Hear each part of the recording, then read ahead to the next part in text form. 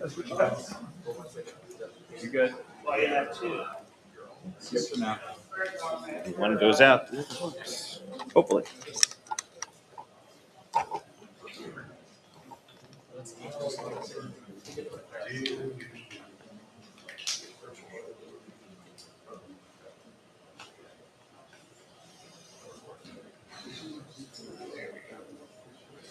Like to see levels.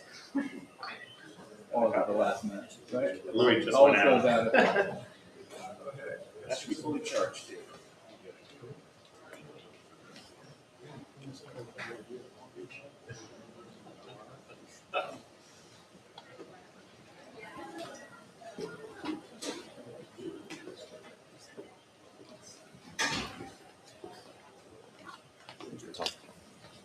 It's good being back here in Hagerstown, in Washington County, and back out in Western Maryland, and with my friend and remarkable leader, Congresswoman Delaney. And we had a chance to talk with members and citizens, local elected officials, business leaders, community groups, and community activists about what they're seeing and the challenges that they're seeing from this.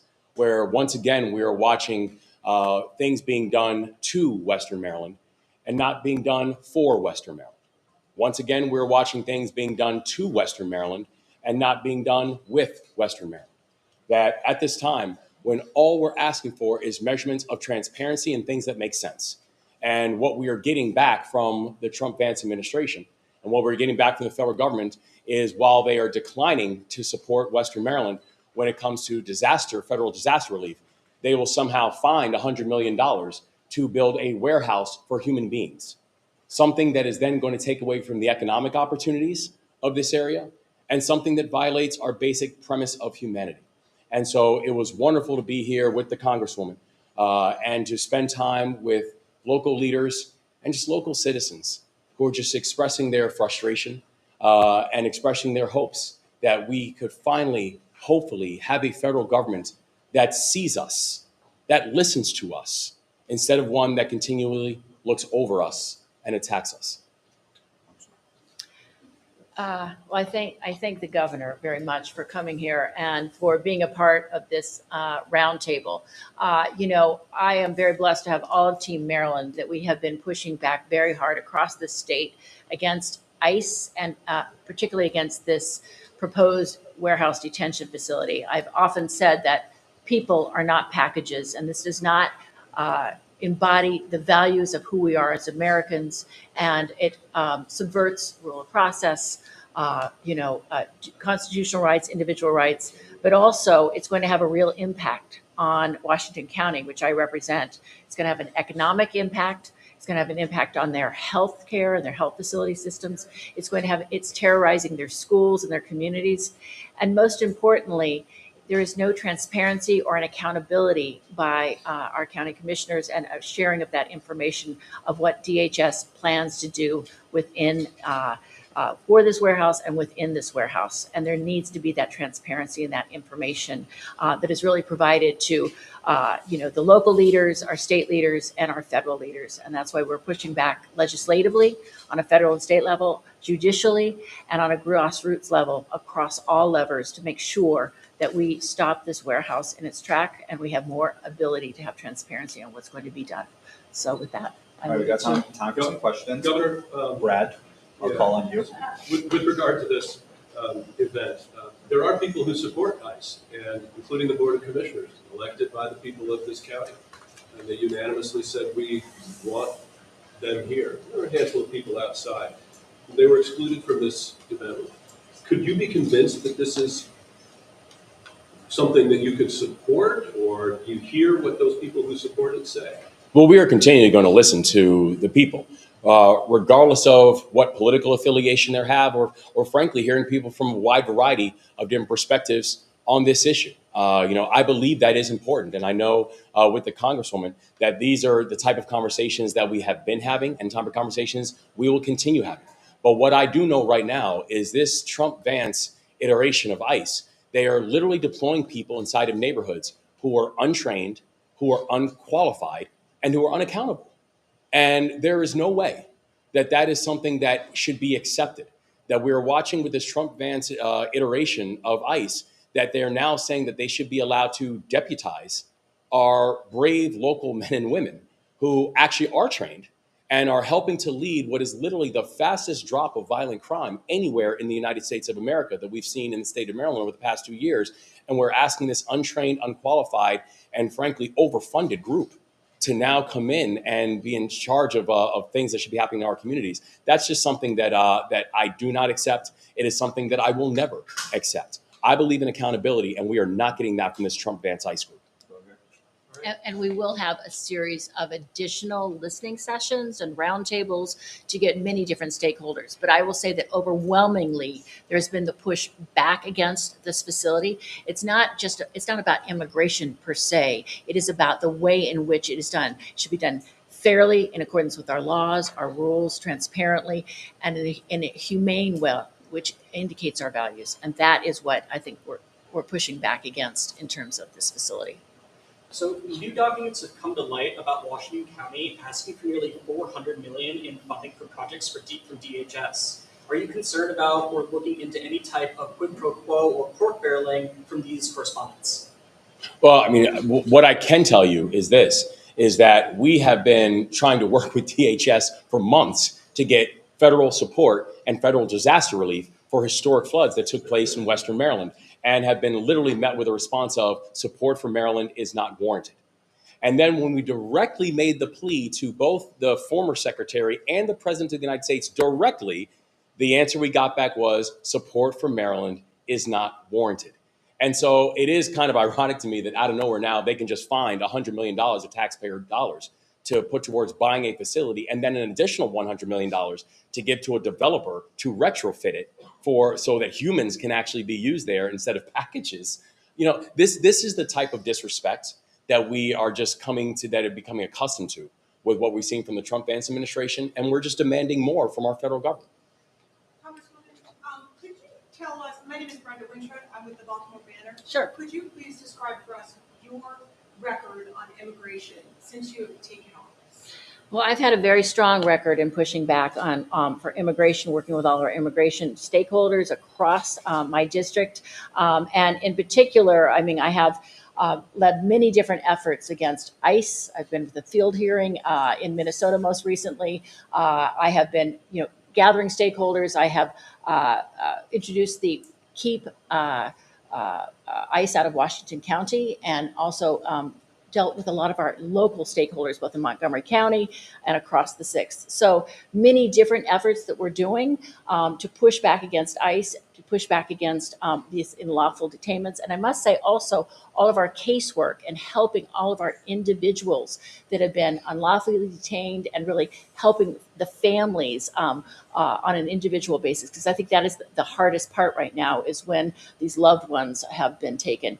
And also with our schools, working a lot with terror that is being spread in the schools, and how our school systems can have Know Your Rights and give out many of the different tools for our different community groups that are being really assaulted in terms of their rights.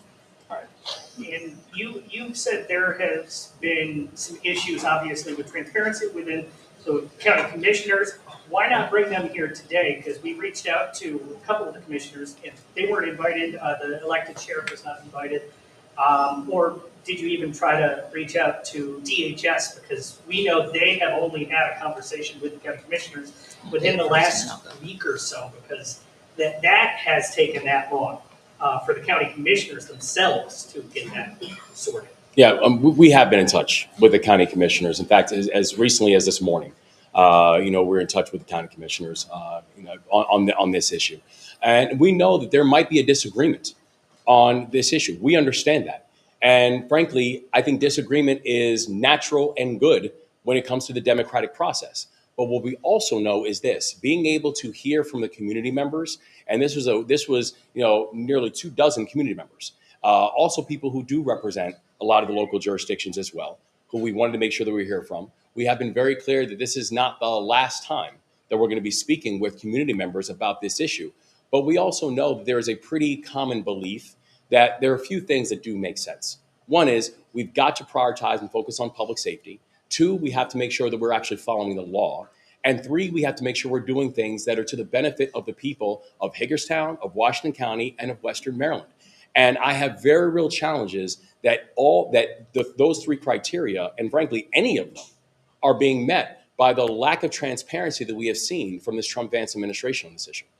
And the only thing I will say is I have been in contact with the county commissioner since the first rumor of this facility surfaced. And we have repeatedly reached out to them and asked them for details. And they have met repeatedly with DHS without any of our federal involvement or our local offices. So, and even in our stakeholder meeting inside, I think the city and other community members within Washington County have received no transparency or information either.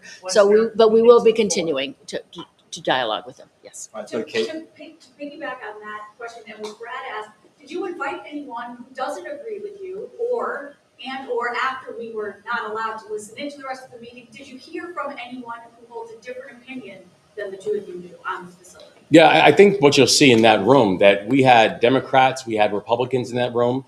There were a wide variety of opinions and a wide variety of the insistence on the opinion that we have heard from people in that room. And we do think that's an important thing. You know, this was not an exercise to try to validate something. This was to listen, to learn, to hear the opinions of local leaders and of local community members, and then being able to then take that to help to establish not just how the state is going to respond, but then also how do we think about a unified response to what we are seeing as executive overreach that is coming from the Trump-Vance administration. So you did hear from people who want the facility here? Was that what your answer was? Yeah, I think when you look at the perspectives of the people in that room, there were some people, and for a variety of different reasons, were either skeptical or were just outright against it. And so we heard a variety of different opinions and different reasons because you had people who represented different groups inside there. So I think getting their perspectives and getting their opinions was important. we gotta get through this. Governor, you said multiple times today that you had concerns about a quote lack of transparency between the state of Maryland and the Trump-Vance administration. Quick question associated. Your close friend and confidant, Armstrong Williams, in the Baltimore Sun, asked you to tell the truth and release the facts. Will you release all the documents that we, Spotlight on Maryland, have asked you to release associated with your military record over the past year that we've reached out to your office about? We've continued to show transparency on everything and all things related to your Spotlight. Governor, you've only released 32 pages, whereas Tim Waltz and also Pete Hegseth, they've released their full records. Yours is not. Why? Gary, we'll come back to you with those records. I know that our team and your team are in active negotiations, which you know, and we'll come back to you on that. But it's a simple question, why? We have been completely transparent. You have, as Spotlight knows, and as you guys are currently engaged in negotiations with us on. So let's do one last question, and then we've got to go. Sure. For both of you, even theoretically, is there anything the Trump administration can do to meet your concerns about public safety, environmental health concerns about this facility? Or is it, do you just not want an immigration detention center or processing facility there or anywhere in Maryland? There has not been a single drop of conversation or transparency from the Trump-Vance administration. They are just dictating what they're going to do. And frankly, this is not just something that's happening in Maryland. I'm the vice chair of the National Governors Association. This is something that's happening to governors and states all around the country.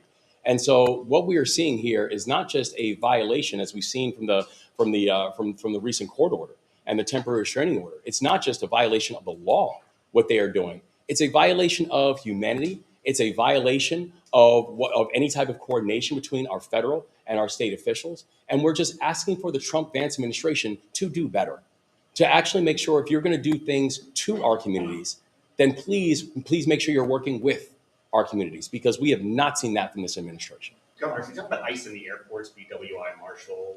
Have we heard of any ICE agents in there, and your thoughts on it? Yeah, I can confirm there are no ICE agents currently right now in BWI, and also I can say that the lines are actually moving throughout BWI, and so we are closely monitoring the situation, and we are hoping and expecting that those two dynamics, which are true right now, will remain the truth. That we do not need ICE inside of BWI Airport, and that the lines will continue to move in BWI. Governor, thank you guys so much. We got to wrap up. Talk to you guys soon. Thanks. Thank you.